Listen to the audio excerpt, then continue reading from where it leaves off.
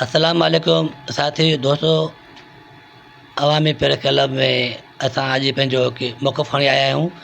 असां Sindh college lab assistant welfare association ज़िले मली जे तरफ़ां अॼु अवां वटि पहुची चुका आहियूं। असांजो हिकु मुतालबो आहे जेके असां प्रेस कॉन्फ्रेंस करे रहिया आहियूं।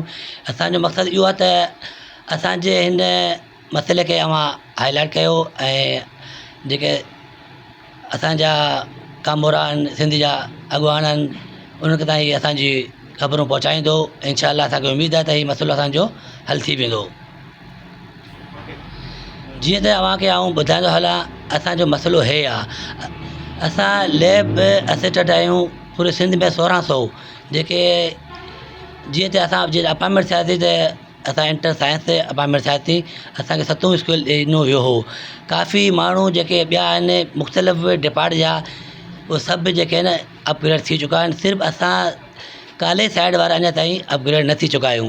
स्कूल साइड वारा बि जेके दोस्त आहिनि न लैब असिस्टेंट, उहे बि अपग्रेड थी चुका आहिनि। असां सिंध गवर्नमेंट सां इहा अपील था कयूं, गुज़ारिश था कयूं त जीअं त ॿिया जेके बि डिपार्ट आहिनि उन्हनि खे तव्हां अपग्रेड कयो आहे। असां सां सौतेले मां जो इहो सलूक छो कयो आहे? असां अव्हांखे रिक्वेस्ट था कयूं त असांजो बि इहो हक़ु आहे। जीअं त असांजे ई एजुकेशन डिपार्टमेंट स्कूल साइड जा दोस्त आहिनि, उन्हनि खे अव्हां अपग्रेड कयो आहे। असां कॉलेज साइड वारा असांखे अव्हां अपग्रेड छो नथा कयो? असांजो कोर्ट में केस हली रहियो हो 2017 खां वठी 2025 ताईं।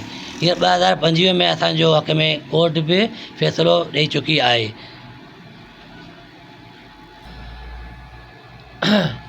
जीअं त असीं अपील कयूं था वज़ीर आला सिंध सैयद मुराद अली शाह ऐं डायरेक्टर कॉलेजिस ऐं DG कॉलेजिस खे असां रिक्वेस्ट कयूं था त असांजो मामले खे सीरियस वरितो वञे ऐं असांखे इन्हनि एहतिजाजनि खां बचायो वञे।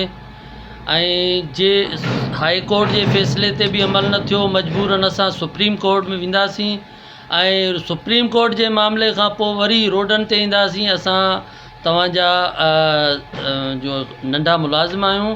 असांजे इहे मामले खे सीरियस वरितो वञे ऐं असांजो मसइलो हल कयो वञे। जे सभिनि डिपार्टनि जा मसइला हल थिया, असां कॉलेज साइड ते जेके लैब असिस्टेंट ऐं उहे असां बार बार एहतिजाज कयो आहे, बार बार एप्लीकेशनूं ॾिनियूं आहिनि, पर अॼु ताईं अमल न थियो आहे। लिहाज़ा असां वज़ीर आला सिंध खे रिक्वेस्ट कयूं था त साईं असांजो मामले खे हल करे असांजी इहा जेको आहे ख़तमु कई वञे, बेचैनी ख़तमु कई वञे।